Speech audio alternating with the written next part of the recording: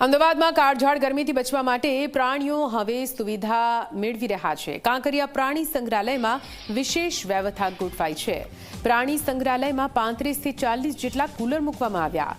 પક્ષીઓ માટે ગ્રીન નેટની વ્યવસ્થા કરાઈ છે, જ્યારે પ્રાણીઓના શરીરનું તાપમાન જળવાઈ રહે તે માટે ખાસ પ્રયાસો કરવામાં આવી રહ્યા છે।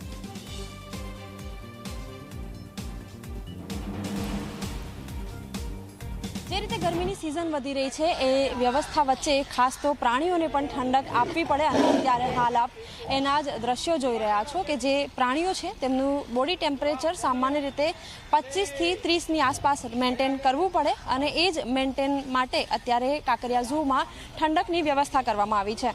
પાણીનો મારો હોય કે જેથી જે માટીનું જે ભેજનું જે પ્રમાણ છે એની જાળવણી થાય અને તેની સાથે સાથે જે કુલર છે એની પણ વ્યવસ્થા કરવામાં આવી છે। એમ તો કાંકરિયાનું જે તાપમાન છે એ બહારના તાપમાન કરતાં 7થી 8 ડિગ્રી નીચું જ રાખવાની વ્યવસ્થા છે, પરંતુ તેની સાથે સાથે ખાસ ગરમીમાં જે પ્રમાણે શરીરનું તાપમાન પ્રાણીઓનું જળવાયેલું રહે એને મેન્ટેન કરવા માટે જુદી જુદી વ્યવસ્થા કરવામાં આવી છે। કુલ 35થી 40 જેટલા કુલર મૂકવામાં આવ્યા છે। આ સાથે પક્ષીઓ માટે પણ વિશેષ વ્યવસ્થા કરવામાં આવી છે। કેમેરામેન અમિત મકવાણા સાથે સપના શર્મા, ઝી 24 કલાક, અમદાવાદ।